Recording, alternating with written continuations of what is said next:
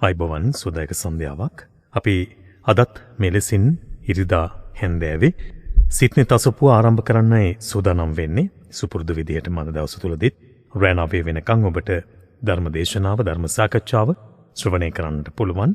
ඒ අරියුම ඔබට කරමින් සුපුරුදු විදිහට මම දවස් තුලදීත් මේ උතුම් වූ සිත්නේ තසපුව වැඩසටහනේ ධර්ම දේශනාව, ධර්ම සාකච්ඡාව සිදු කිරීම උදෙසා ගෞරව නමස්කාර පූර්වක අපි ආරාධනා කළේ.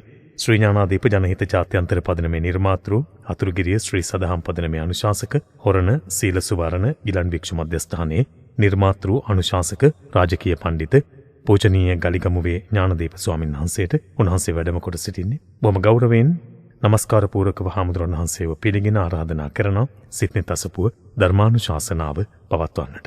අවසරයි ස්වාමීන් වහන්සේ. සාදු සාදු සාදු. සමන්තා චක්ඛවාලේසු අත්‍රා ගච්ඡන්තු දේවතා සද්ධම්මං මුනි රාජස්ස සුනන්තු සග්ග මොක්ඛදං ධම්මස්සවන කාලෝ අයං බදන්තා ධම්මස්සවන කාලෝ අයං බදන්තා ධම්මස්සවන කාලෝ අයං බදන්තා. නමෝ තස්ස භගවතු වරහතු සම්මා සම්බුද්දස්ස. නමෝ තස්ස භගවතු වරහතු සම්මා සම්බුද්දස්ස.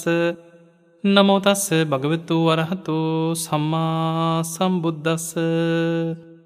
හැම දිනාටම තෙරුවන් සරණ ප්‍රාර්ථනා කරමින් අදත් ඔබ හැම දිනෙකම ඔබේ ජීවිතයට වැදගත් ධර්මකාරණා රැසක් ශ්‍රවණය කරන්න සිත්නේ තසපුව ඉරිදා ධර්ම දේශනාවත් එක්ක එකතු වෙච්ච මොහොත. පිංගතුනි, බුදුරජාණන් වහන්සේ උන්වහන්සේ ධර්මය අවබෝධ කර ගැනීමේ වටිනාකම උන්වහන්සේ උපමාවකට පෙන්නනවා. මහණෙනි, දවසක් පුංචි ගල් කැට 7ක් ශ්‍රී හස්තයට අරගෙන, මහණෙනි මේ මහ පොළොවේ තියෙන ගල් කැට වැලි කැට අතර වෙනසත්, මේ ශ්‍රී හස්තයේ මත තියෙන පුංචි ගල් කැට 7 අතර වෙනසත් නුඹලා දකින්නවද? එහෙමයි ස්වාමීනි. තථාගතයන් වහන්සේගේ ශ්‍රී හස්තයේ මත තියෙන ඊටාම පුංචි ගල් කැට 7ක් කියන. ඒ වෙලේ බුදුරජාණන් වහන්සේ වදාලා මේ මහ පොළොවේ තියෙන වැලි කැට, ගල් කැට, පස් කැට යම්සේද ධර්මාවබෝධයෙන් නොකරපු කෙනාට විඳින්න තියෙන දුක් ප්‍රමාණය මේ වගේ කියලා හිතන්න කියෝ. සංසාරේ ගෙවපු විඳපු සසර විඳගෙන ආපු දුක් ප්‍රමාණය මේ පොළොවේ තියෙන වැලි කැට, ගල් කැට, පස් කැට හා සමානයි. සෝවාන් ඵලයට පත්වෙච්ච කෙනෙකුට අනාගතයේ විඳින්න ඉතුරු වෙලා තියෙන දුක් ප්‍රමාණය මේ අතේ තියෙන පුංචි ගල් කැට 7 හා සමානයි කියලා බුදුරජාන් වහන්සේ උපමාවක් පෙන්වනවා. දැන් බලන්න මේ උපමාවෙන් ඔබත් මමත් මේ දීර්ඝ සංසාර ගමනේ අනමතග්ගෝයම් භික්ඛවේ සංසාරෝ කියන අනවරාග්‍රයි කියන මේ සංසාර ගමන. මේ සසර ගමනේ ඉපදෙමින් මැරෙමින් එන සත්වයා වැඩිපුරම උපදින්නේ සතර අපාය මහගෙදර කරගෙන. වැඩිපුරම නිරේ. ඊළඟට තිරිසන් අපායවල වල, ප්‍රේත අපායවල වල. බලන්න නිරේවල් ගැන හිතන්න, එක නිරයක්ද කියලා තියෙන්නේ කියලා. මහා නිරේවල්, ඊළඟට ඔසුපත් නිරේවල්, 120 ගණන් නිරේවල් ගැන සඳහන් වෙනවා. එතකොට මේ අපායෙන් අපායට වැටි ඒ නිරේවල් වලට වැටිච්ච සත්ත්වේ අකුසල් ගෙවගෙවා ඊළඟට ඒ අපාය තුලත් තව අකුසල් රැස් වෙනවා. දැන් ඔබ හිතන්න, යමපල්ල වද දෙනකොට, පුච්චනකොට, අතපය කපනකොට කෙනෙක් සුවපත් වේවා කියලා යමපල්ලන්ට මෛත්‍රී වඩනවද? නෑ. ඔහුට ද්වේෂය, වේදනාව, කේන්තිය තවත් බලවත් වෙනවා. ඒ වේදනාවත් එක්කම කෑක ගහ විලාප දිදී ඔහු විඳෝ දුවනවා. ඒ තුල තවත් හිතේ ද්වේෂය, වෛරය තවත් බලවත් වෙනවා. ඊළඟට තිරිසන් ලෝකෙ ඉපදිච්ච සතෙක් ගැන හිතන්න. සතෙක් තව සතෙක් පස්සේ පන්නගෙන ගිහිල්ලා ගොදුරක් අල්ල ගන්නකොට ඔහුට පිනක් රැස් වෙනව නෙමෙයි. ඒ තිරිසන් අපාය තුලත් ඔහු කර්ම රැස් කරන. ඒ තිරිසන් සතුන්ටත් රාගය ඇති වෙනවා. සතුන් රාගයෙන් හැසිරෙනවා. ඔවුන්ට ද්වේෂය ඇති වෙනවා. එකිනෙකා හපා කනවා. එකිනෙකා මරා ගන්නවා. සමහරවිට පොර කනවා. තමන්ගේම ජාතිය එකිනෙකා හපා කනවා, පොර කනවා. ඊළඟට එතකොට ද්වේෂය, වෛරය, කේන්තිය මේ හැම දෙයක්ම එක්ක ඒ සත්ත්ව ලෝකවලත් හැම මොහොතෙම කර්ම රැස් කර යන ගමන. ප්‍රේත අපායේ ඉන්න ප්‍රේතයොත් ඒ වගේ. තමන් ඒ ආත්මය තුලත් තවත් අකුසල් රැස් කරනවා. පිංගතුනි, මේ සතර අපායට වැටිච්ච සත්වයා, ඒකයි බුදුරජාණන් වහන්සේ පෙන්වුවේ කන කැස්බෑ වියසිතුරින් අහස දකින්න වගේ කියලා ආයිමත් සුගතියක උපදිනවා කියලා කියන්නේ. මේ නිසා අපායි විඳක්පු සංසාර ගමනි ගෙවපු දුක් ප්‍රමාණි මහ පොළොවේ තියෙන වැලි කැට පස් කැට ගල් කැට වගේ කියලා හිතන්න කිය. හැබැයි සෝවාන් ඵලයට පත්වෙච්ච කෙනාට අනාගතයේ විඳින්න ඉතුරු වෙලා තියෙන දුක් ප්‍රමාණි මේ පුංචි ගල් කැට හත වගේ කිය. ඒකට හේතුව පිංහතුනේ ඔබ දන්නවා සෝවාන් ඵලයට පත්වෙච්ච කෙනා සතර අපායෙන් සදහටම නිදහස් වෙච්ච කෙනෙක්. ඔහුට අපාය දුකක් ගැන ආයි කතා කරන්න දෙයක් නෑ. අපාය දුකක් ඔහුට ලැබෙන්නේ නෑ. හැබැයි ඔහු තව ආත්ම 7ක් උපරිම උපදින්න අවස්ථාව තියෙන. ආත්ම 7යි. නතේ බවන් අට්ඨමං ආදියන්. 8 වෙනි භවයක නම් උපදින්නෙම නෑ කියන සෝවාන් ඵලයට පත්වෙච්ච කෙනා. එතකොට ඒ උපදින ආත්ම 7 තුල ඔහු දිව්‍ය ලෝකේ ඉපදුනත් ඉපදීම දුකක්මයි. ඊළඟට ඉපදුනා නම් වයසට යනවා, ලෙඩ වෙනවා, ජරාවටපත් වෙනවා. ප්‍රියයන්ගෙන් වෙන්වීම, අප්‍රියයන් සමග එකතු වීම. එතකොට මෙන්න මේ ලැබෙන ඉපදීමත් සමග ලැබෙන දුක් ටික ආත්ම 7ක් පුර විඳින්න වෙනවා.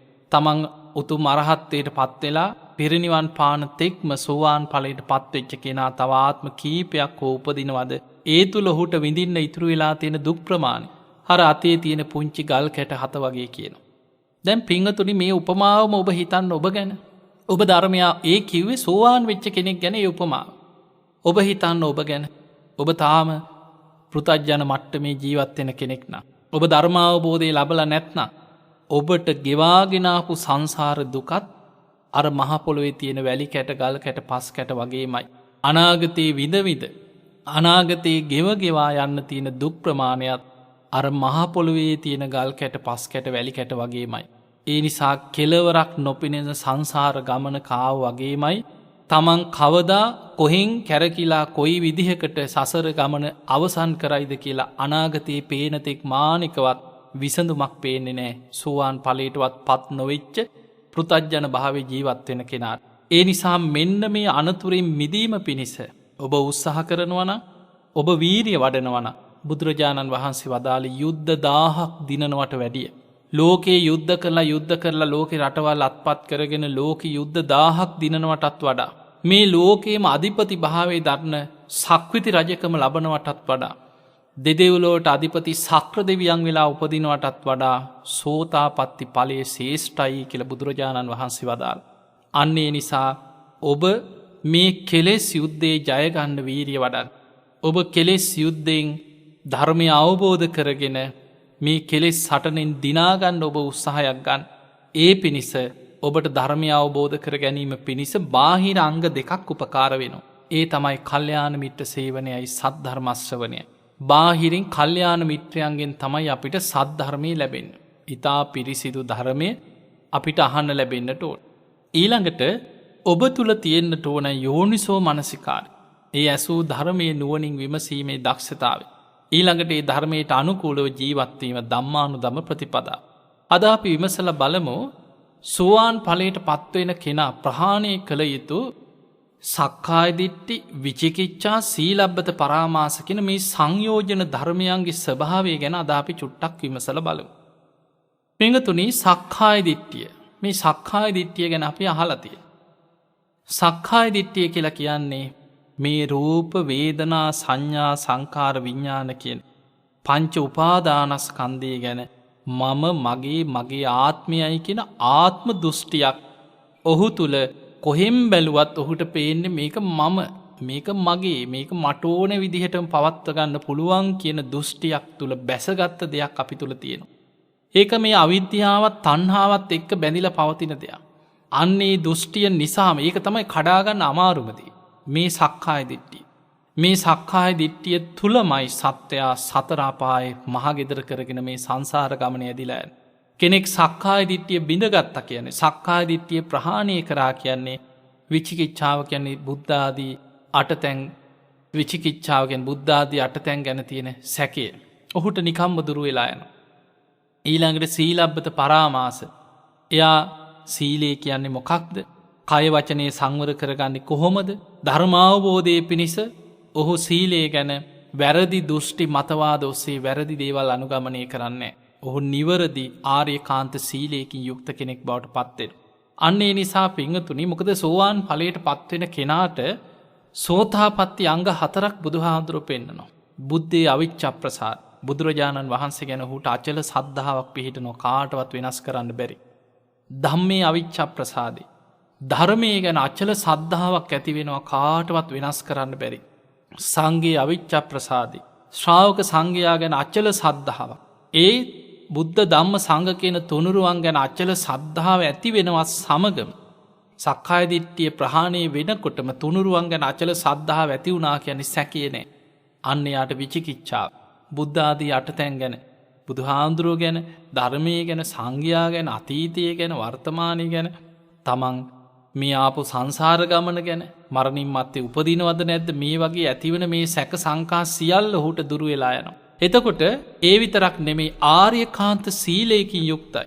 එයා සීලබ්බත පරාමාස කියන සංයෝජනයේ ප්‍රහාණය වීමත් එක්කම අවබෝධයෙන් යුක්ත දිවිහිමියෙන් සිල් රකින්න කෙනෙක් බවට පත් වෙනවා. මෙන්න මේ පිණිස වැදගත්ම දේ තමයි සක්කාය දිට්ඨිය.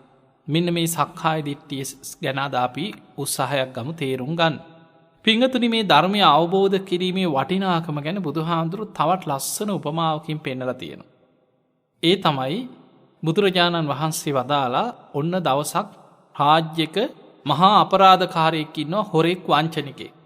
රජ්ජුරුවන්ට රාජ බටයන්ට කොයි විදිහටවත් අල්ලගන්න බැරි වෙන විදිහට මේ අපරාධකාරය හැංගි අපරාධ කර කර ඉන්න. මේ අපරාධකාරය රාජ බටයන්ට යම් වෙලාවක කොටු වෙනවා. මේ කොටු කරගත් අපරාධකාරය රජ්ජුරුව ළඟට දංවැල් දාලා මාංචු දාලා ඇදගෙන ඇවිල්ලා රජ්ජුරුවන්ට ඉදිරිපත් කරන රජතුමනි මෙන්න අර අපරාධකාරය. මොහු මේ විදිය වැරදි කරා. මොහු මේ වගේ වැරදි කරා. මොහු මේ වගේ අපරාධ කරපු කෙනෙක්. මොහුට සුදුසු දඬුවමක් පමුණවන්න කියලා. ඒ වෙලාවේ රජ්ජුරුවෝ මේ කරපු වැරදි අපරාධ ගැන අහලා ඒ මොහොතෙම කියනවා දැම්ම ඇදගෙන ගිහිල්ලා හෙල්ල පාරවල් 100ක් අනින්න කියලා. දැන් මේක උපමාවක්. දැන් අර අපරාධකාරයව අරගෙන ගිහිල්ලා දඬුවමක් හැටියට හෙල්ල පාරවල් 100ක් උදේම අනිනවා. දැන් ඇනලා දාලා තියෙනවා. දැන් ඔහු අර හෙල්ල පාරවල් 100ෙම වේදනාව විඳලා කෑ ගහනවා, විලාප දෙනවා, දඟල ඉන්නවා. ඔබ ඇත්තට හිතුවොත් එල්ල පාරවල් 100ක් අනින්න ඕනේ නැහැ. කීපයක් අනිනකොට මැරෙනවා. නමුත් මේක උපමාවක්. රජ්ජුරුවන්ට දවල් මතක් වෙනවා අර අපරාධකාරයා මැරුණත් දන්නේ. රාජබටයන්ගෙන් අහනවා කෝ අර අපරාධකාරයා තාම ජීවත් වෙනවද? රජතුමනි තාම පණ අදිනවා, තාම වේදනාවෙන් ඉන්නවා කියන. එහෙමනම් දවල්ට හෙල්ල පාරවල් 100ක් අනින්න කියන. දැන් රජ්ජුරුවන්ගේ අර අනකිරීමත් එක්ක දවල්ටත් හෙල්ල පාරවල් 100ක් අනිනවා. වද රජ්ජුරුවන්ට රෑ නිදාගන්න ගියාම මතක් වෙනවා මේ අපරාධකාරයා තාම පණ තියනවත් දන්නේ. හවස අඬගහලා අහනවා අර වදකයන්ගෙන් කෝ අර පව්කාරයා තාම ඉන්නවද? රජතුමනි තාම පණ තියනවා කියන. එහෙමනම් රාත්‍රියටත් හෙල්ල පාරවල් 100ක් අනින්න කියන. දැන් උදේට හෙල්ල පාරවල් 100යි, දවල්ට හෙල්ල පාරවල් 100යි, හවසට හෙල්ල පාරවල් 100යි, දවසට 300ක්. මේ උපමාවේ බුදුරජාණන් වහන්සේ පෙන්වන මහණෙනි, ඔය විදිහට දවසකට 300 බැගේ අවුරුදු 100ක්ම ආයුෂ තියෙන කෙනෙකුට අවුරුදු 100 පුරාම එක දිගට හෙල්ල පාරවල් ඇනලා අවුරුදු 100 අවසානයේ ඒ විදිහේ දුකක් විඳලා දුක අවබෝධ කරන්න පුළුවන්, සෝවාන් ඵලයට පත් වෙන්න පුළුවන් කියලා කවුරු හරි කෙනෙක් කියනවා නම් හේතු සහිතව මහණෙනි ඒකට කැමති වෙන්න කියනවා. බුදුරජාණන් වහන්සේ වදාළ ඇයි මහණෙනි තථාගතයන් වහන්සේ එහෙම දෙයක් කියන්නේ? පින්වතුනි මේකෙන් ඔබ තේරුම් ගන්න මේක උපමාවක්. ඒ කියන්නේ හෙල්ල පාරවල් ඇනලා දුක විඳලා ධර්මය අවබෝධ කරන්න බෑ. මේ උපමාවෙන් බුදුරජාණන් වහන්සේ පෙන්වන්නේ මහණෙනි ඒ වගේ දුකක් විඳලා හරි කවුරු හරි හේතු සහිතව කියනවා නම් ඔබට ධර්මය අවබෝධ කරගන්න පුළුවන් කියලා ඔබ ඒකට කැමති වෙයි. ඒකට හේතුව තමයි කියනවා මේ දීර්ඝ සංසාර ගමනේ හෙල්ල පාරවල් කාලා මැරිච්ච වාර ඔయిత වඩා වැඩි කියන. ධර්මය අවබෝධ නොකර මේ දීර්ඝ සංසාර ගමනේ බෙලි කැපුම් කාලා උල් පාරවල් වලින් ඇනලා හෙල්ල පාරවල් කාලා සසරේ අපි මැරිලා තියෙන වාර විඳලා තියෙන දුක් ප්‍රමාණය දිහා ගත්තාම මේ අවුරුදු 100 විඳින දුක ඒ හැටි දෙයක් නෙමෙයි කිය. එහෙම හරි දුකක් විඳලා ධර්මය අවබෝධ කරන්න පුළුවන් නම් මහණෙනි ඒකටත් කැමති වෙන්න කිය. එහෙමනම් අපිට පේනවා අපි සෝවාන් වෙන්න උත්සාහ ගන්නවා කියන්නේ. සෝවාන් ඵලයට පත් වෙන්න හරි ඔබ වීරිය වඩනවා කියන්නේ මොනතරම් ශ්‍රේෂ්ඨද? මොනතරම් රැකවරණයක්, මොනතරම් ආරක්ෂාවක්ද ඔබට ලැබෙන්නේ? පින්වතුනි සක්කාය දිට්ඨිය, මේ සක්කාය දිට්ඨිය 20 ආකාර සක්කාය දිට්ඨියක් හැටියට බුදුරජාණන් වහන්සේ පෙන්නනවා. මේ සක්කාය දිට්ඨිය ගැන තේරුම් ගන්න නම් අපි පංච උපාදානස්කන්ධය ගැන කලින් තේරුම් ගන්නට වෙනවා. පංච උපාදානස්කන්ධය තමයි දුක. අපි අවබෝධ කරන්න තියෙන චතුරාර්ය සත්‍ය, දුක්ඛ සත්‍ය, දුක්ඛ සමුදය සත්‍ය, දුක්ඛ නිරෝධ සත්‍ය, දුක්ඛ නිරෝධගාමිනී පටිපදා කියන මේ ආර්ය සත්‍ය. දුක ගැන ඔබ තේරුම් ගන්න. දුක ගැන ඔබ අහලා ඇති ජාතිපි දුක්ඛං, ඉපදීම දුකක්. ඊළඟට වයසට යෑම දුකක්. ලෙඩවීම දුකක්. ජරාපි දුක්ඛං, ව්‍යාධිපි දුක්ඛෝ, මරණම්පි දුක්ඛං, මරණේ දුක. පියේහි විප්පයෝගෝ දුක්ඛෝ, ප්‍රියයන්ගෙන් වෙන්වීම දුක. අප්පියේහි සම්පයෝගෝ දුක්ඛෝ, අප්‍රියයන් සමග එකතු වීම දුක. යම් පිච්ඡන්න ලබති තම්පි දුක්ඛං, යමක් කැමති දේ කැමති දේ නොලැබීම දුකක්. දැන් මේ කියපු ටික මේක අපි කාටත් පේන්න තියෙනවා. අපි කවුරුත් විඳිනවා, විඳෝනවා. මේක දුකක් කියලා අපි කවුරුත් දන්නවා. එතකොට මේක විමසගෙන යනකොට ඇත්ත නේනම් කියලා හිතෙනවා. ඉතින් ඉපදීම දුකක්. ලෙඩ වෙනවා. ඒක දුකක් තමයි. වයසට යනවා. ඒක දුකක් නේන්න. මිනිස්සු මැරෙනවා. ඒක දුකක් නෙ. මිනිස්සු අඬනවා, කෑ ගහනවා, වේදනාව විඳිනවා. ප්‍රියයන්ගෙන් වෙන්වීම ඉදිරියේ මිනිස්සු කොච්චර හඬා වැළපෙනවා. ඒක දුකක් නේ. අප්‍රියයන් සමග එකතු වීමත් දුකව තේරෙනවා. හැබැයි පින්වතුනි, ඒ තේරෙනදී එතකොට මේ දුක මේ විදිහට බුදුරජාණන් වහන්සේ විස්තර කරලා දුක්ඛාරය සත්‍ය විස්තර කරන තැන අවසානයේ හකුලවල පෙන්නවා සංකිත්තේන පංචුපාදානස්කන්ධා දුක්ඛ. මහණෙනි, දුක කියලා කියන්නේ හකුලවල ගත්තොත්, සංක්ෂේපයෙන් ගත්තොත් පංච උපාදානස්කන්ධයයි දුක. එතකොට මෙන්න මේක තමයි අවබෝධ කරන්න තියෙන්නේ. ඉපදීම දුකක් කියලා කොච්චර කිය හිටියත් ඇත්ත නේනම් මේක දුකක් කියලා දුක අවබෝධ වෙන්නේ නැහැ. වයසට යාම දුකක් නේන. ඔව් අනේ දුකක් තමයි කියලා කොච්චර කිය හිටියත් ඒ දුක අවබෝධ කරන්න තියෙන පංච උපාදානස්කන්ධය ඔස්සේ. ලෙඩවීම දුකක්, ප්‍රියයන්ගෙන් වෙන්වීම දුකක්, අප්‍රියයන් සමග එකතු. ඕක කොච්චර දැනගෙන හිටියේ මං දන්නවනේ කිව්වට එතනින් දුක අවබෝධ වෙන්නේ නැහැ. අවබෝධ කරන්න තියෙන දේ තමයි සංකිත්තේන පංච උපාදානස්කන්ධා දුක්ඛ. පංච උපාදානස්කන්ධ දුක. මේ පංච උපාදානස්කන්ධය හටගන්නේ අපේ ඇස, කන, නාසය, දිව, කය, මනස කියන ආයතන 6 තුල. ඔබටත් මටත් මේ ලෝකේ උපදින හැම කෙනාටම සසර ගමන සකස් කරන ආයතනයන් පිහිටන. සමහර කෙනෙකුට කර්මානුරූපීව මේ ආයතන 6න් එකක් දෙකක් නොපිහිටන්න පුළුවන්. සමහර උපදිනකොටම එක්ක ඇස් අන්ධයි. සමහරුට උපදිනකොටම කන් ඇහෙන්නේ නැහැ. එතකොට මේ වගේ යම් යම් දුර්වලතා කර්මානුරූපීව පිහිටනවා. හැබැයි ඇස් පේන්නේ නැහැ කියලා කර්ම හැදෙන එක නතර වෙන්නේ අනිත් ආයතන ඔස්සේ කර්ම සකස් වෙනවා. කන් ඇහෙන්නේ නැහැ කියලා කන මුල් කරගෙන සසර ගමන හැදුන්නේ නැති වුණාට අනිත් ආයතන ඔස්සේ සංසාර ගමන හැදෙනවා. ඒ නිසා ඔබ බලන්න, සතෙක් දිහා බලන්න. කුකුල් පැටියෙක්, පූසෙක්, බල්ලෙක්, ඒ සත්වයන්ටත් ඇස් දෙකක්, කටක්, නාසයක්, දිවක්, ශරීරයක්, මනසක් තියෙනවා. දැන් කෙනෙකුට හිතෙන්න පුළුවන් මනස, දැන් ඔබ බලන්න ගෙදර බලු පැටියා. ඔය කොහේ හරි ඇවිදලා ඔබේ ගේ හොයාගෙන ඉන්න දන්නේ නැද්ද? ඔහු දන්නවා. ඔහුට කල්පනාවක් තියෙනවා, සිහියක් තියෙනවා. සිහිය නැති නෙවෙයි. ඊළඟට ගෙදර ස්වාමියා මාස ගානකට පස්සේ ගෙදරට ආවත් ඔහු අඳුරනවා. එතකොට මේ දැන කෑම ටික දුන්නට පස්සේ ඒ කෑම ටික කන්න සමහර සත්තු හොඳට පුරුදු කරනවා. ඔබ දන්නවා ලෝකේ සමහර අන්ධ අයව බලාගන්න වෙනම බල්ලන් කොටසක් ඉන්නවා ට්‍රේනින් කරලා පුරුදු කරපු අය. අපි දැකලා තියෙන ඕක අපි රටවල් වල ධර්ම දේශනා කරන්න යද්දී ඕස්ට්‍රේලියාව වගේ රටවල් වල ඒ අන්ධ අයට හොඳට ට්‍රේනින් කරපු බල්ලෙක් තමයි ඒ කෙනාගේ කටයුතු වෙනුවෙන් ලබලා දෙන්නේ. ඔහු කියන තැන් වලට අර බල්ලට පුළුවන් මෙයාව එක්කන් යන්න. අපි දැකලා තියෙනවා පාරේ අන්ධ අයව අර බල්ලා තමයි එක් කරගෙන යන්නේ. ඔහුගේ අර බෙල්ලට දාලා තියෙන දන්වැල් අල්ලගෙන ඉන්නකොට බල්ලා හරියට එක් කරගෙන යනවා. ඔහු කණුවේ එල්ලිලා ඒ කණුවේ තියෙනවා බොත්තම පහළ මට්ටමේ තියෙන මේ සතෙකුට ඒක ඔබන්න පුළුවන් විදිහේ තැනක්. ඒවා පුරුදු කරලා තියෙන. ඒ කල ලයිට් වල පාට, බෝඩ් වල වර්ණ, හැඩතල ඒවා සත්තුන්ට පුරුදු කරලා තියෙන. ඔහු කිව්වොත් මාව මේ බැංකුවට එක්කන් යන්න කියලා කියද්දි ඒ බල්ලා හරියට ඒ පාර පන්නගෙන ඒ බෝඩ් එක තියෙන බැංකුව ළඟට ඔහු එක්කන් යනවා. ඔහුව කඩේකට එක්කන් යන්න කිව්වොත්, එක්ක කෑමක් ගන්න කඩේක නමක් කිව්වොත් ඒ කඩේ බෝඩ් එකේ ඒ පාට ඒ නමට ඒ සත්තුන්ව පුරුදු කරලා තියෙන. ඔවුන්ව පාර පන්නගෙන බස් එකේ එක්කන් යනවා. එතකොට මේ හැම තැනකම මේ විදිහට සත්තුන්ව පුහුණු කරලා පුරුදු කරලා. ඔබ බලන්න සතුන්ගේ සමහර රහස් හොයන හැටි, සමහර අපරාධ අල්ල ගන්න හැටි. ඒ වගේ සත්තුන්ව පුහුණු කරලා පුරුදු කරලා මොනතරම් ඔවුන්ගෙන් වැඩ ගන්නවා. ඒ නිසා පින්වතුනි මේ හැම සත්වයෙක් තුලම මේ ඇස, කන, නාසය, දිවකය ඔවුන්ටත් කර්ම හැදෙනවා. අපි මනුස්ස ජීවිතය ගැන හිතමු. ඔබ ගැනදී ඔබ බලන්න මේ ධර්මයේ ඕපනයිකයි. තමා තුලින් බලන්න තියෙන. දැන් මේ කියන දේවල් තමන්ට ගලපාගෙන තමන් තුලින් බලන්න ඇත්තද? මා තුලත් මෙහෙමද කියලා බලන්න. දැන් අපි ගමු අපිට ඇස, කන, නාසය, දිව, ශරීරයේ, මනස කියලා අපිට ආයතන 6ක් තියෙන. මේ ආයතන 6 තුලමයි පංච උපාදානස්කන්ධය හටගන්නේ. ඒ පංච උපාදානස්කන්ධය කියන්නේ පළවෙනි එක තමයි රූප උපාදානස්කන්ධය. රූපේ සතර මහා ධාතුන්ගෙන් හටගත්ත රූපේ. මේ රූපේ බුදුහාඳුර පෙන්වේ පඨවි ආපෝ තේජෝ වායෝ කියන සතර මහා ධාතුන්ගෙන් හටගත්ත දෙයක්. රූපේ ගැන ලස්සන උපමාවක් පෙන්නනවා. එතකොට අපිට තේරෙන මේක තියෙන මහා හත්ති පදෝපම සූත්‍රය. බුදුරජාණන් වහන්සේ රූපේ ගැන උපමාවක් පෙන්වුවා. මහණෙනි, රූපය කියලා කියන්නේ හරියට කණු 4ක් හිටවලා ඊළඟට උළුවස්සක් ජනේලයක් තියලා හරහට ලී බැදලා ඊළඟට වහලයක් සෙවිලි කරලා මැටි ගහලා වහලෙට අතු පොල් අතු හරි මොනවා හරි අතු සෙවිල්ලලා දැන් සම්පූර්ණ මේ විදිහට හදලා ගත්තට පස්සේ අපි මේකට කියන්නේ ගේ කියලා.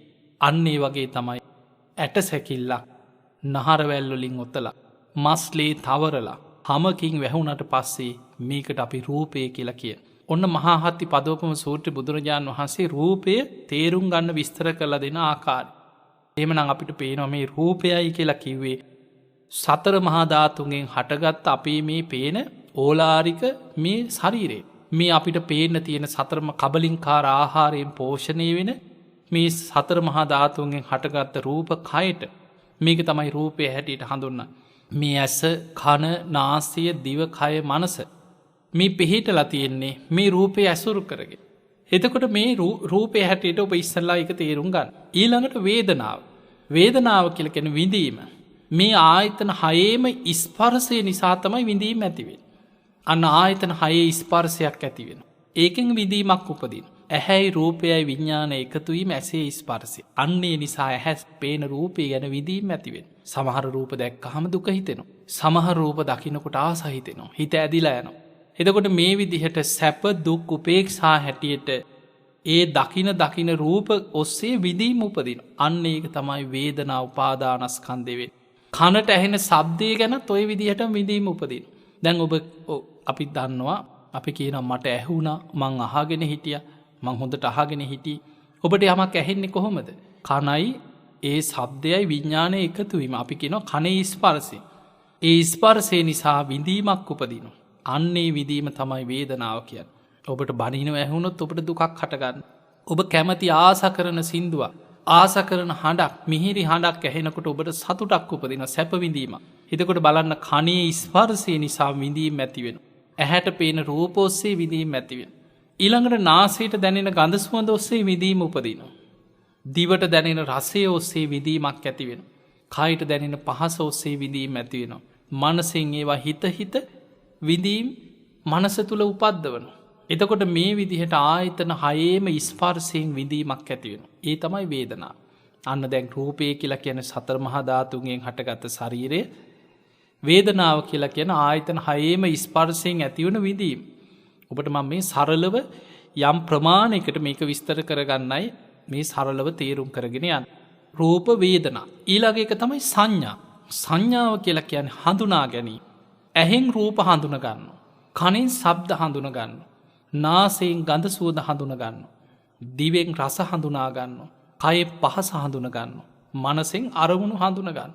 මේ ආයතන 6ේම හඳුනා ගන්න. ඒ හඳුනා ගැනීම ඇති වෙන්නේ අර කියන ස්පර්ශය නිසාමයි. ඇහැයි රූපයයි එකතු වීම ඇසේ ස්පර්ශයෙන්මයි ඇහැට පේන දේවල් හඳුනගන්නේ. මේ කවුද? මිනිස්සෙක්ද සතෙක්ද? පාට, වර්ණ, හැඩතල, ගෙවල්, වාහන, මේ කන්දක්, මේ සතෙක්, මේ ඔක්කොම අපි හඳුනාගන්නේ සංඥාවෙන්.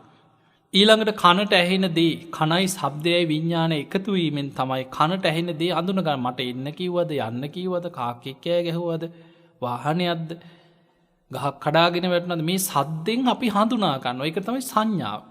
ඊළඟට ගඳ සුවඳ හඳුන ගන්නවා. අපිට ගඳක් සුවඳක් එනකොටම මේක සැරක්, එක්ක මොනවා හරි කර වෙනවා ඇති, මේක දුගඳක්, අන්න සුවඳයි, මල් සුවඳයි, සමන් පිච්ච සුවඳයි. එතකොට මේ සුවඳද වර්ග මේ හැමදේම අපි හඳුන ගන්නවා. ඒ සංඥා. දිවට රස දැනෙනකොටම හඳුන ගන්නවා. තිත්ත රහ, ඇඹුල් රහ, පැණි රහ, ඒ ඔක්කොම හඳුනා ගන්නවා. ඒ තමයි සංඥා.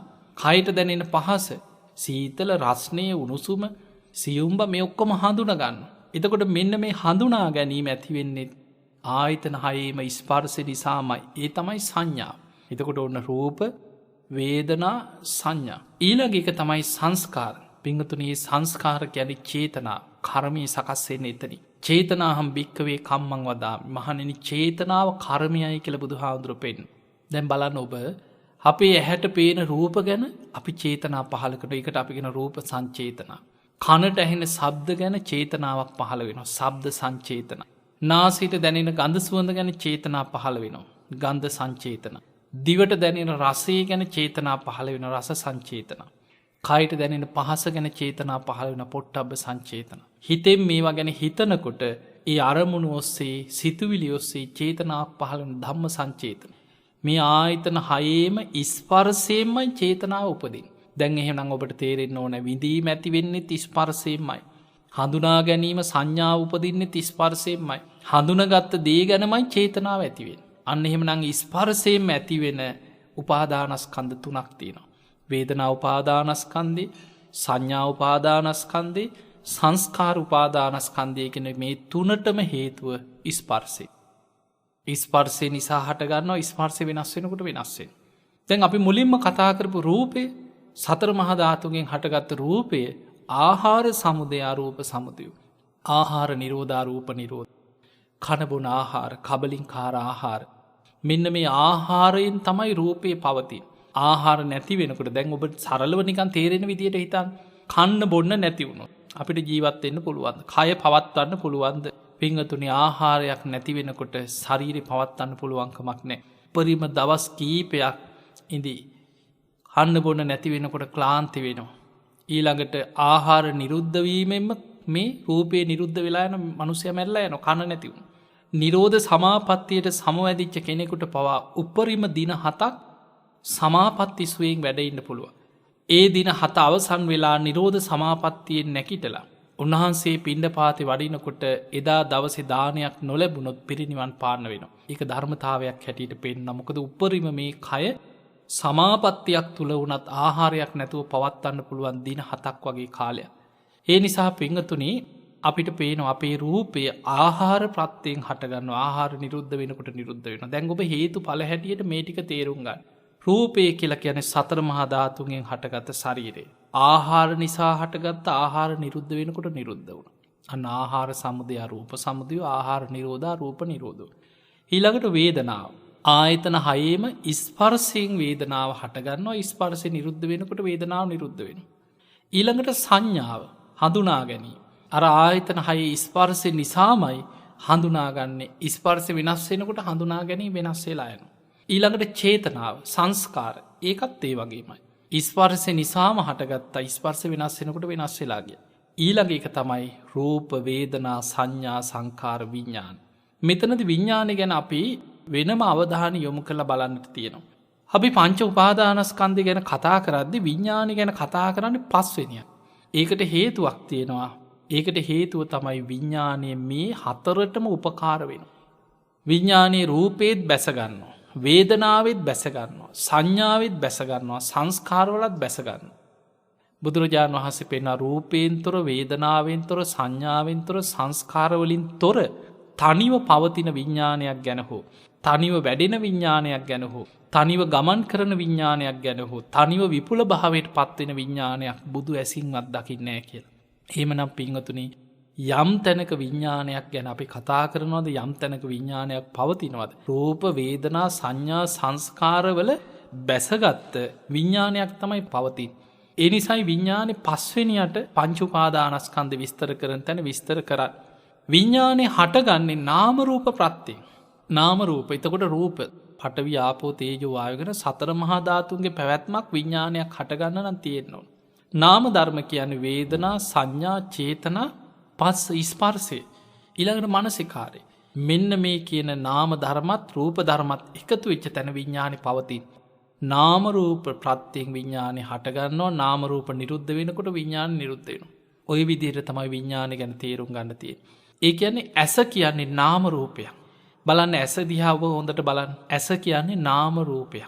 නාම රූප පත්‍ය සලආයතන. ඔබ පටිච්ච සම්පදාය අහලා ඇති. ආයතන හය හටගන්නේ නාම රූප ප්‍රත්‍යයෙන්.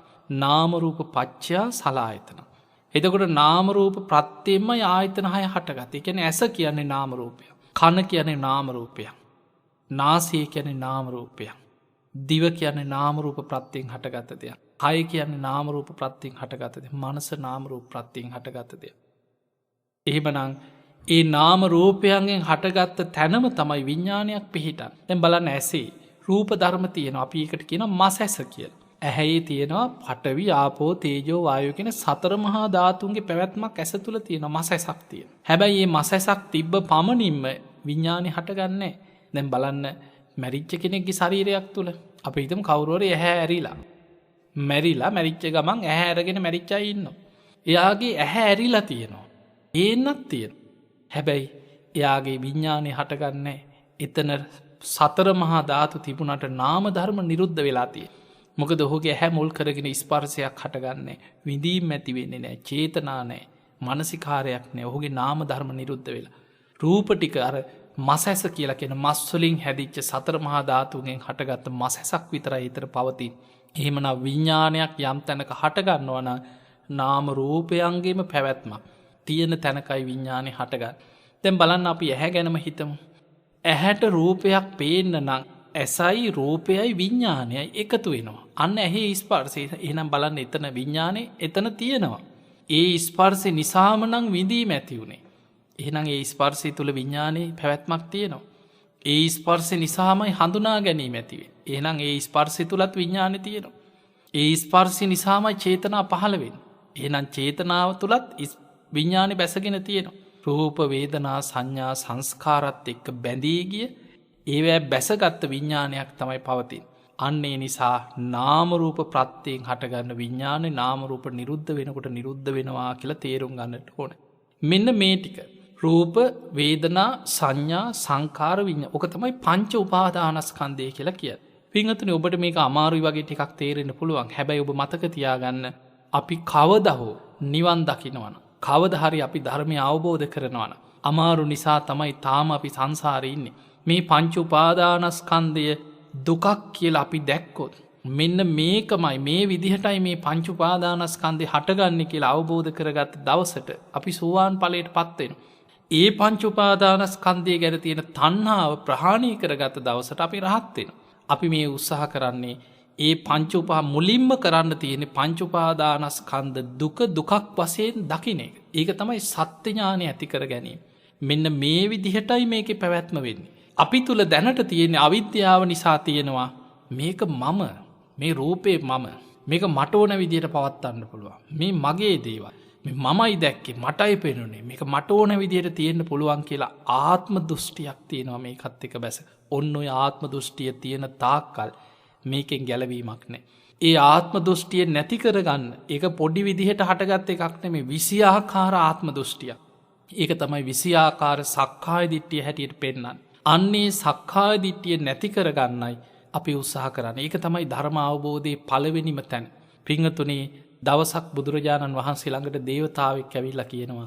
හිස ගිනි ගත්ත කෙනෙක් ගින්න නිවන්න මහන්සීනවා වගේ. ආයුදයකින් පහරක්කාපු කෙනෙක් තුවාලයක් සනීප කරන්න වෙහෙසෙනවා වගේ. කාමරාග පටික ප්‍රහාණය කරන්න සත්‍යයක් මහන්සි ගන්න ඕන කියලා. බුදුරජාණන් වහන්සේ වදාළ දේවතාවෝක වැරදිී කිව. තැන් ඔබටත් හිතෙන අනේ ඇත්තන එන්නම් හරින කියලා. බලන්නේ දේවතාව කියපු කාරණය හිස ගිනි ගත්ත කෙනෙක් ගින්න නිවන්න වෙහෙසෙනවා වගේ. ආයුදයකින් පහරක්කාපු කෙනෙක් තුවාලයක් සනීප කරන්න වෙහෙසෙනවා වගේ කාමරාග පටික ප්‍රහාණය කරන්න මහන්සි ගන්න ඕනෙකිව. බුදුරජාණන් වහන්සේ වදාළ දේවතාව ඕක මෙහෙමයි කිය වෙනස්වෙන්. හිස ගිනි ගත්ත කෙනෙක් ගින්න නිවන්න මහන්සීනවා වගේ. ආයුදයකින් පහරක්කාපු කෙනෙක් තුවාලයක් සනීප කරන්න වෙහෙසෙනවා වගේ සක්කාය දිට්ටිය ප්‍රහාණය කරන්නයි කියව සත්‍යයක් මහන්සි ගන්නට ඕන. මොකද පිංහතුනේ කාමරාග පටික ප්‍රහාණය වෙන්නේ අනාගාමි වෙන.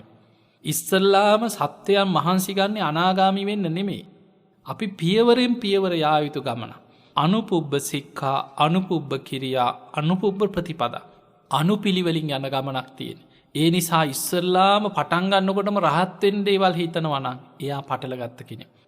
ඉස්සල්ලාම සද්ධානුසාරී දම්මානුසාරි වෙන ඒක තමයි සෝවාන් මාර්ගි. ඒ මාර්ගයේ ගෙහිල්ල තමයි සෝවාන් ඵලයට පත්වෙන්. සෝවාන් ඵලයට පත්වෙච්ච කෙනා තමයි සකදාගාමී මාර්ගය වඩල සකදාගාමී ඵලයට පත්වෙන්. එතනට ආපු කෙනා තමයි අනාගාමී මාර්ගය වඩල අනාගාමී ඵලයට පත්වෙන්. අනාගාමි වෙනකොට තමයි කාමරාග පටික සම්පූර්ණයෙන් ප්‍රහාණය වෙන්නේ. එහෙම අනාගාමි වෙච්ච කෙනා තමයි රූපරාග අරූපරාග මාන උද්දච්ච අවිජ්ජා කියන අනෙක් සංයෝජනත් ප්‍රහාණය කරලා උතු මරහත්වයට පත්වෙන්. එතකොට මේක පිළිවලින් යායුතු ගමනක් තියෙන. ඔබ තේරුම් ගන්න ඔබ ඉස්සරලාම කරන්න තියෙන පළවෙනිම දේ තමයි සක්කාය දිට්ඨිය බිඳීම. සක්කාය දිට්ඨිය ප්‍රහාණය කිරීම. සෝවාන් ඵලයට පත්වීම. ඒක තමයි පළවෙනිම දේ. බුද්ධ ශාසනයට ඇතුල් වෙන්න තියෙන දේ. චතුරාර්ය සත්‍යයේ සත්‍ය ඥානය ඇති කර ගැනීම.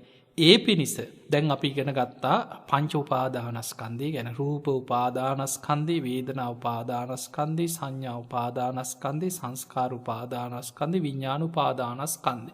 මේකට උපාදානස්කන්ධය කියන්නේ මේකයි. රූප, වේදනා, සංඥා, සංඛාර, විඥාන කියන මේ පහ අපි අවිද්‍යාව නිසා, තණ්හාව නිසා මේක මගේ ආත්මයයි කියලා උපාදාන කරගෙන ඉන්නේ. ඒකයි ඒකට උපාදානස්කන්ධය කියලා කියන්නේ. කෙනෙක් සක්කාය දිට්ඨිය බිඳලා ඒ තුල තියෙන අස්මිමානය සම්පූර්ණයෙන්ම නැති කරගත් රහතන් වහන්සේලාට තියෙන උපාදානස්කන්ධයක් නෙමෙයි, පංචස්කන්ධයක් විතරයි. රූපේ උපාදාන කරගෙන නැහැ. රූපස්කන්ධයක් තියෙන රහතන් වහන්සේලාට. වේදනා උපාදාන කරගෙන නැහැ. වේදනාස්කන්ධයක් විතරයි තියෙන්නේ. සංඥා උපාදාන කරගෙන නැහැ. සංඥාස්කන්ධයක් විතරයි තියෙන්නේ. සංස්කාර උපාදාන කරගෙන නැහැ. සංස්කාරස්කන්ධයක් විතරයි තියෙන්නේ. විඥානෙ උපාදාන කරගෙන නැහැ. විඥානස්කන්ධයක් විතරයි තියෙන්නේ. හැබැයි කෙලෙස් සහිත අනෙක් සියලු දෙනාම අවිද්‍යාව නිසා, තණ්හාව නිසා ඒවට බැඳී යනවා. ඒක මගේ ආත්මයයි කියලා බැඳී ගිහිල්ලා ඒක උපාදාන කරගෙන ඉන්නේ.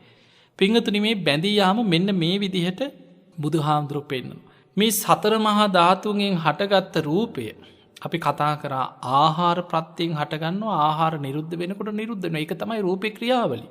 හැබැයි මේ රූපය ගැන සක්කාය දිට්ඨියෙන් ඉන්න කෙනා හිතනවා රූපය මම කියලා හිතනවා. එහෙම නැත්නම් හිතනවා මගෙන් තමයි රූපේ හැදිලා තියෙන්නේ. මම කියලා දෙයක් තියෙනවා. ඒක රූප වලින් හැදිලා තියෙන්නේ. එහෙම නැත්නම් හිතනවා රූපේ තුලයි මම ඉන්නේ. එහෙම නැත්නම් හිතනවා මම කියන කෙනා තුලයි රූපේ තියෙන්නේ. ඔන්න ඔය විදිහට රූපය ගැන සතර ආකාරයෙන් සක්කාය දිට්ඨියක් තියෙනවා. සෝවාන් ඵලයට පත් වෙන තෙක් ඔය සක්කාය දිට්ඨිය මොන විදිහට බැලුවත් රූපය ගැන මම කියන සක්කාය දිට්ඨිය රූපේ තුල පවත්ත. ඔන්න ඕක බිඳ ගන්න තමයි අමාරුම දේ. ඊළඟට වේදනාව ගැන සක්කාය දිට්ඨියක් ඇති වෙනවා. මේ වේදනාව ඇති වෙන්නේ මට ඕන විදිහට නෙමෙයි. ආයතන හයේ ස්පර්ශයෙන් වේදනාව ඇති වෙනවා. ස්පර්ශ නිරුද්ධ වෙනකොට නිරුද්ධ වෙනවා. හැබැයි අවිද්‍යාවයි තණ්හාවයි නිසා සත්වයා වේදනාව මම කියලා පිළිගන්නවා. එහෙම නැත්නම් මම හැදිලා තියෙන වේදනාවලින් තමයි මම හැදිලා තියෙන්නේ කියලා හිතනවා. එහෙම නැත්නම් එයා හිතනවා වේදනාව කියලා දෙයක් තියෙනවා. ඒක තුලයි මම ඉන්නේ. එහෙම නැත්නම් හිතනවා මම තුලයි වේදනාව පවතින්නේ. අන්න වේදනාව ගැන සතර ආකාර සක්කාය දිට්ඨියක් තියෙනවා. එතකොට රූපය ගැන සතර ආකාරයකට කොහෙන් කැරකුණත් මම පේනවා. වේදනාව ගැනත් කොහෙන් බැලුවත් අවිද්‍යාව නිසා මම. ඒ කියන්නේ මට ඕන විදිහට පවත්වන්න පුළුවන් දෙයක් මේකේ තියෙනවා කියලාම පේනවා.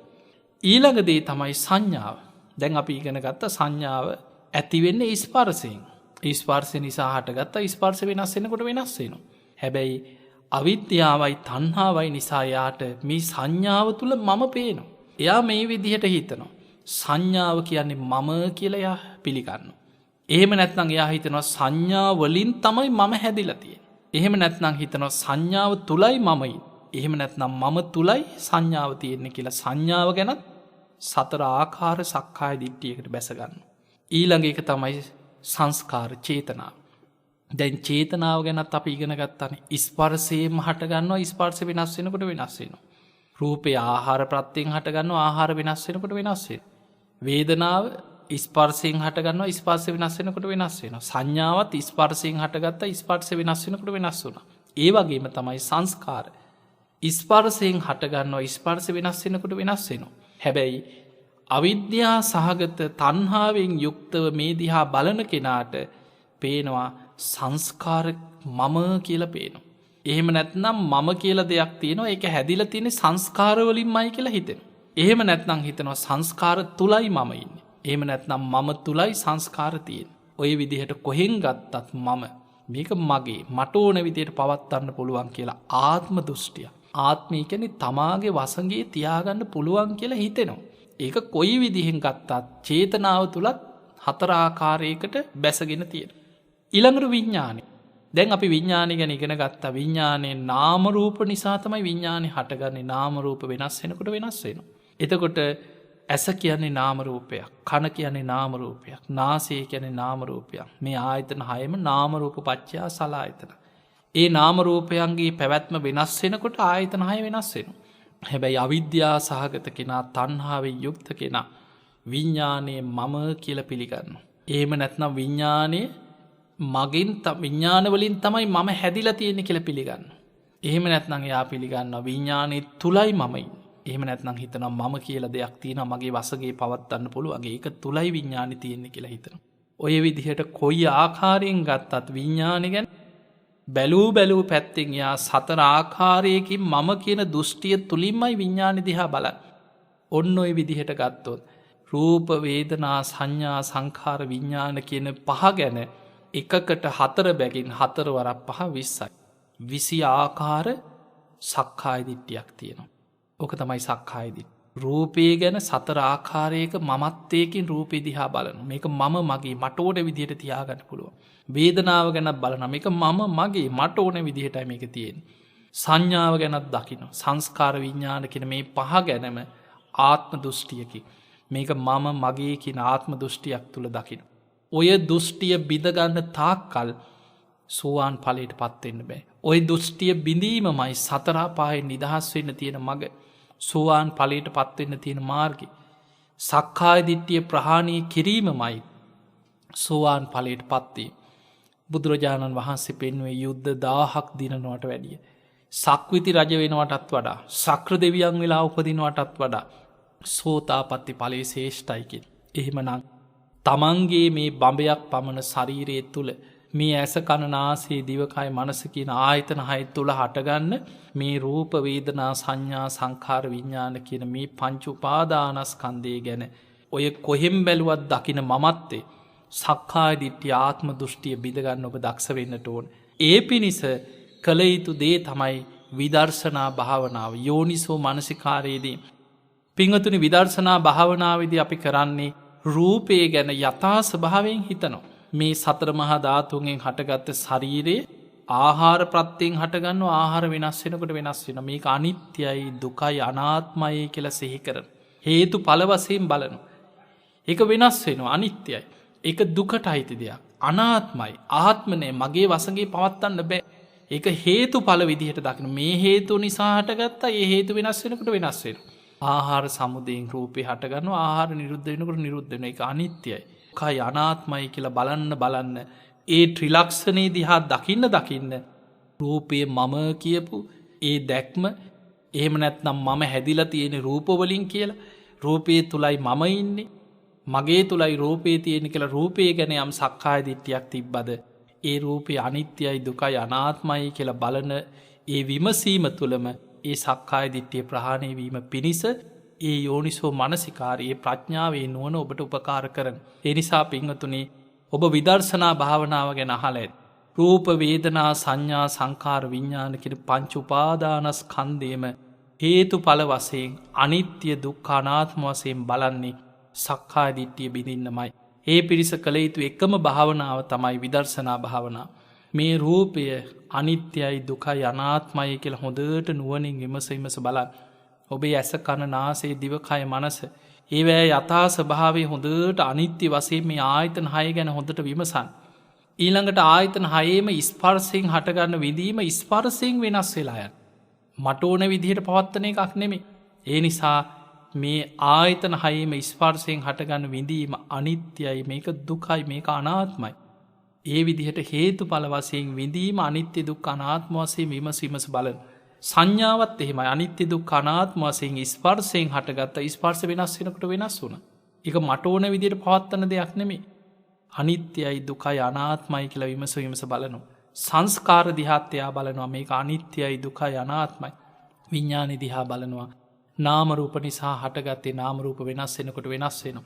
මේක අනිත්‍යයි, දුකයි, අනාත්මයි කියලා බලන. මේ විදිහට පංච උපාදානස්කන්ධය ආයතන 6 තුල පංච උපාදානස්කන්ධය ගැන අනිත්‍ය වශයෙන් විමසනවා කියලා කියන්නේ.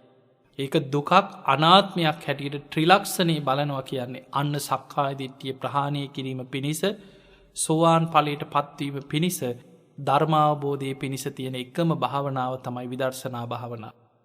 ඒ විදර්ශනා නුවණ වැඩෙන්නේ සමාධිමත් හිතක් තුල. ඒ නිසා තමයි අපිට සමාධියක් අවශ්‍ය වෙන්නේ. ඒ සමාධියට උපකාර කරන්නේ සීලය.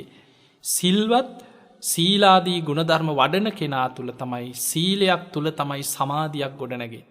ඒ සමාධිය තුළ තමයි ප්‍රඥාව විදර්ශනා නුවණ වැඩෙන්නේ. ඒ නුවණින් බලනකොට තමයි ආශ්‍රව ප්‍රහාණය කිරීම පිණිස ඒ නුවණ උපකාර කරන්නේ. ඒ නිසා තමයි මේ වඩන මාර්ගයේ සීල සමාධි ප්‍රඥා හැටියට බුදුරජාණන් වහන්සේ පෙන්නන්නේ. ඒ නිසා පින්වතුනි ඔන්න ඔය කියපු ටික ඔබ හොඳට තේරුම් අරගෙන අපි මල් පූජා කරන්නේ, අපි පින්කම් කරන්නේ, අපි වන්දනා කරන්නේ, දන් දෙන්නේ, මේ හැමදේම කරලා අපි ප්‍රාර්ථනා කරන්නේ අනේ මේ රැස් කරගන්න පින අපිට නිවන් අවබෝධයේ පිණිසම උපකාර වේවා, ධර්මාවබෝධයේ පිණිසම උපකාර වේවා කියන ප්‍රාර්ථනාව. ඒ නිසා අපි විශාල උක්ෂයක් නම් බුද්ධ ශාසනය කියන්නේ අපි පූජාවල් කරනවා, දන් දෙනවා, පින්කම් කරනවා, පෙරහැරවල් යනවා. ඒවා ඔක්කොම අර බුද්ධ ශාසනයෙන් නැමැති මහා විශාල උක්ෂයේ තියෙන කොලාතු ගෙඩි පොතු වගේ. හැබැයි මේ ඔබ ඉගෙන ගත්ත ටික මේක තමයි අර විශාල උක්ෂයේ තියෙන අරටුව. බුද්ධ ශාසනය තුල තියෙන අරටුව තමයි මේ වටිනාම දේ. අන්නේ අරටුව අපි හරියට තේරුම් අරගෙන මේ අරටුව අල්ලගත්තේ නැත්නම් අපිට බුද්ධ ශාසනයෙන් සම්පූර්ණ ප්‍රයෝජනයක් ගන්න බැරි වෙනවා. ඒ නිසා බුදුරජාණන් වහන්සේ පෙන්වුවේ මහණෙනි මේ ගෙවාගෙන ආපු සංසාර ගමනේ ධර්මය අවබෝධ නොකිරීම නිසා විඳලා තියෙන දුක් ප්‍රමාණය ගත්තොත් මේ මහ පොළොවේ තියෙන වැලි කැට, ගල් කැට, පස් කැට වගේ දුකක් විඳපු කෙනෙක්. ඒ නිසා ඔබ ඉන්නේ පෘථග්ජන මට්ටමෙන් නම් ඔබ තව තවත් නිවන් දකින මාර්ගයක් ගැන හිතලවත් නැත්නම් කොහොම හරි සෝවාන් වෙන්න ඕනෑ කියන හැඟීමක්වත් ඔබට නැත්නම් ඔබට ගෙවාගෙන යන්න තියෙන මාර්ගයත් මේ මහා පොළොවේ තියෙන වැලි කැට, ගල් කැට, පස් කැට වගේ අන්ත දුක් විඳ යන්න තියෙන සංසාර ගමනක් ඔබට ඉතිරි වෙන්නේ. ඒ නිසා ධර්මාවබෝධයේ පිණිස මහන්සි ගන්න. ඒ පිණිස අවශ්‍යම කරන අංග දෙක තමයි බාහිරින් ලැබෙනවා කල්යාණ මිත්‍ර සේවනය, සද්ධර්ම ශ්‍රවණය. මේ දෙක අද හොඳටම ලැබෙනවා. ඔබ තුල ඇති කරගන්න ඕනේ දේ තමයි යෝනිසෝ මනසිකාරය, ධම්මානුධම් ප්‍රතිපදාව. යෝනිසෝ මනසිකාරය කියන්නේ අහන ධර්මයේ නුවණින් විමසීම. ධම්මානුධම්ම ප්‍රතිපදාව කියන්නේ ධර්මයට අනුකූලව ජීවත් වීම. යෝනිසෝ මනසිකාරය තමයි මේ ආයතන 6 තමා තුලින් නුවණින් විමසමින් අනිත්‍ය දුක්ඛ අනාත්ම වශයෙන් බලනවා කියන්නේ යෝනිසෝ මනසිකාරයේදී. ඒ ධර්මයට අනුකූලව සීලාදී ගුණධර්ම රකිමින් ඒ ප්‍රතිපදාවක ජීවත් වීම ධම්මානුධම්ම ප්‍රතිපදාව. ඔන්න ඔය අංග 4 එකතු වෙච්ච තැන ඔබට ධර්මාවබෝධය කරා යන්න පුළුවන්. ඒ පිණිස ඔබ හැම දිනාටම ශක්තිය, ධෛර්යය, වාසනාව, අප්‍රමාදී භාවයේ ඇති වේවා කියලා අපි ආශිර්වාද ප්‍රාර්ථනා කරනවා. එහෙමනම් පින්වතුනි, අද මේ උතුම් ධර්ම දේශනාවෙන් ඔබ ධර්ම ශ්‍රවණයෙන් රැස් කරගත් සියලු පින සියලු දෙවියෝ සාදුකාර දිදී මේ පින් අනුමෝදන් වෙත්වා. මේ ධර්ම දානමේ පින්කමට දායක වෙච්ච ධර්ම ශ්‍රවණය කරපු ලක්වාසී ලෝවාසී හැම දිනාටමත්, නෙත් කාර්ය මණ්ඩලයේ හැම දිනාටමත්, ඔබ හැම දිනාමත් නිදුක් වේවා, නිරෝගී වේවා, සුවපත් වේවා. සියලු දෙවියන්ගේ පිහිට රැකවන තුනුරුවන්ගේ ආශිර්වාදය ඔබ හැම දිනාටම සැලසේවා. ගන්න හෙළන හුස්ම රැල්ලක් පාසා, තබන තබන පියවරක් පාසා තුනුරුවන්ගේ අනන්ත ආශිර්වාද රැකවන සැලසේවා. හැම දිනාටම උතුම් වූ ධර්මාවබෝධයේ පිණිස මේ සියලු පින උපකාර වේවා වේවා කියලා අපි ආශිර්වාද කරනවා. ආකාසට්ඨා ච බුම්මට්ඨා දේවා නාග මහිද්దికා පුඤ්ඤන්තං අනුමෝදිත්වා චිරන් රක්ඛන්තු ලෝක සාසනං. ආකාසට්ඨා ච බුම්මට්ඨා දේවා නාග මහිද්దికා පුඤ්ඤන්තං අනුමෝදිත්වා චිරන් රක්ඛන්තු දේශනං. ආකාසට්ඨා ච බුම්මට්ඨා දේවා නාග මහිද්దికා පුඤ්ඤන්තං අනුමෝදිත්වා චිරන් රක්ඛන්තු ත්වං සදා. හැම දිනාටම සම්මා සම්බුදු සරණයි.